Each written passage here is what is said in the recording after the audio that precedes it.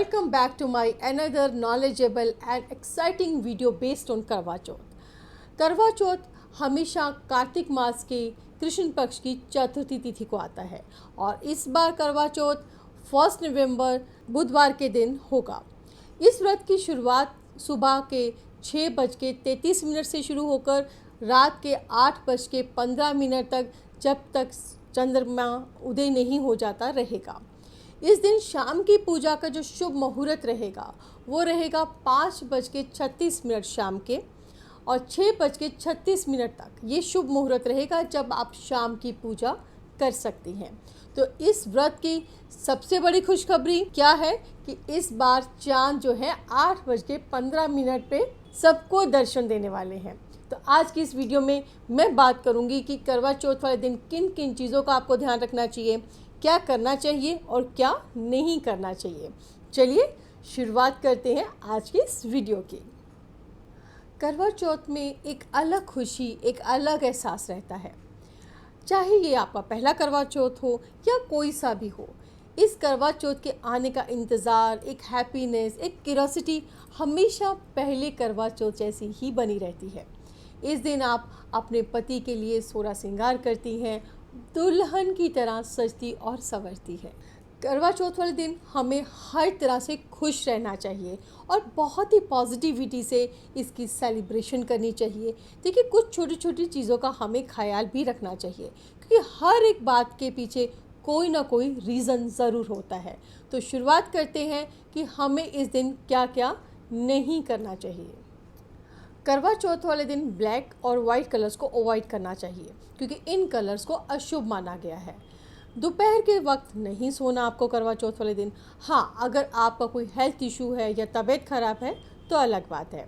और कहा जाता है कि कोई भी फैमिली मेम्बर इस दिन अगर सोया हुआ है तो उसको उठाना नहीं चाहिए। वो कहते हैं ना, सुतड़ा जगाई ना रूठरा मनाई ना। तो सोते हुए को उठाना नहीं और रूठे हुए को मनाना नहीं। लेकिन मैं कहती हूँ, रूठाना ही क्यों है, प्यार मोहब्बत से ये फेस्टिवल आप सब मिलके एंजॉय कीजिए। करवा चौथ वाले दिन आपको पॉजिटिव बातें करनी चाहिए, नेगेटिविटी को मन में बिल्कुल नहीं लाना चाहिए और अपनी गुड मेमोरीज़ को उस दिन मेमोराइज़ करना चाहिए, मन में रखना चाहिए ताकि वो उमंग और वो खुशी बनी रहे। इस दिन खाने में आपको लहसुन, प्याज का इस्तेमाल बिल्कुल नहीं करना। आपको नॉनवेज और ड्रिंक से भी परहेज करना चाहिए पूरी तरह से। कहा जाता है कि सीज़र को टच नहीं करना चाहिए, सुई धागे को भी टच नहीं करना चाहिए। तो इन छोटी छोटी बातों का आपको बहुत ही अच्छे से ख्याल रखना चाहिए क्योंकि ये ऐसी गलतियां हैं जिसके करने से दुष्परिणाम भी आ सकते हैं। कहा जाता है इस दिन दिल में, मन में किसी तरह का शिकवा नहीं रखना चाहिए क्योंकि प्यार एक दूसरे के साथ रहने से, एक दूसरे के साथ चलने से, एक दूसरे को समझने से बढ़ता है। कहा जाता है करवा चौथ वाले दिन श्रृंगार का सामान ना तो दान में देना चाहिए, ना ही दान में लेना चाहिए। हाँ, आप आपकी सास से, आपकी माँ से, आपकी जेठानी से, ननद से या बड़ी बहन से आप श्रृंगार का सामान ले भी सकती हैं और उन्हें दे भी सकते हैं। है ना, ये छोटी छोटी लेकिन बहुत ही इम्पॉर्टेंट बातें। अब आगे हम बात करेंगे कि हमें क्या क्या करना चाहिए। करवा चौथ वाले दिन आपको रेड, येलो इन कलर्स का चयन करना चाहिए क्योंकि इन कलर्स को शुभ माना गया है, लकी माना गया है, पॉजिटिव माना गया है। देखिए, जो रेड कलर है वो आपके मार्स को स्ट्रॉन्ग करता है और जो येलो कलर है वो आपके जुपिटर को स्ट्रॉन्ग करता है और ये दोनों कलर आपके रिलेशनशिप को स्ट्रॉन्ग करते हैं। अगर आप न्यूली मैरिड हैं तो करवा चौथ वाले दिन आप अपने वेडिंग का ड्रेस पहन सकते हैं। इसे पहनना बहुत शुभ माना गया है। इस दिन अपने घर में जो भी बड़े हैं उनका आशीर्वाद ज़रूर लेना चाहिए, ब्लेसिंग ज़रूर लेनी चाहिए। इससे घर में प्रॉस्पेरिटी बढ़ती है, सुख समृद्धि बढ़ती है। करवा चौथ वाले दिन अपने पति के हाथों से अपनी मांग को ज़रूर भरवाएं, उनके पैरों को छूकर ब्लेसिंग ज़रूर लें ताकि आप हमेशा सौभाग्यवती बनी रहें। करवा चौथ वाले दिन चाहिए कि हर सास को अपनी बहू को सरगी ज़रूर दें। इस सरगी में नए कपड़े, श्रृंगार का सामान और मिठाई और हाँ, साथ में बहुत सारी ब्लेसिंग्स। और बहू को भी चाहिए कि सास के द्वारा दी हुई सरगी से ही अपने व्रत को खोलना चाहिए। देखिए, इसमें कथा को ज़रूर सुनना चाहिए और रात को जब चंद्र उदय हो जाए उस वक्त उनको जल से अर्घ देकर ही व्रत को खोलना चाहिए। और उस वक्त चांद के सामने एक दिया अपने पति के नाम का भी ज़रूर जलाना चाहिए। कहते हैं कि इस वक्त अपने पति के ही हाथ से पहला जल का घूंट जो है आपको पीना चाहिए, जिससे आपका व्रत खुलता है।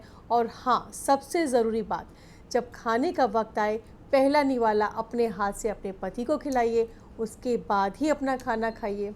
तो इस तरह से अपने पूरे करवा चौथ में छोटी छोटी बातों का रखिए ख्याल। तो अब मैं देती हूँ करवा चौथ में बहुत इफ़ेक्टिव रेमेडी। अगर आपके रिलेशंस में किसी तरह का आपको ऐसा लगता है कि अनबैलेंसिंग हो रही है, या कि आपको लगता है प्यार तो है लेकिन ऐसा करने से और प्यार बढ़ जाएगा, आपके रिलेशंस और अच्छे हो जाएंगे, तो मैं आपको देती हूँ एक छोटा सा उपाय। देखिए, वैसे भी सर्वार्थ सिद्धि योग है आज सारा दिन, करवा चौथ वाले दिन। उस दिन अगर ये आप उपाय करते हैं तो फिर देखिए आपकी ज़िंदगी में, आपके रिलेशंस में किस तरह से हैप्पीनेस आती है।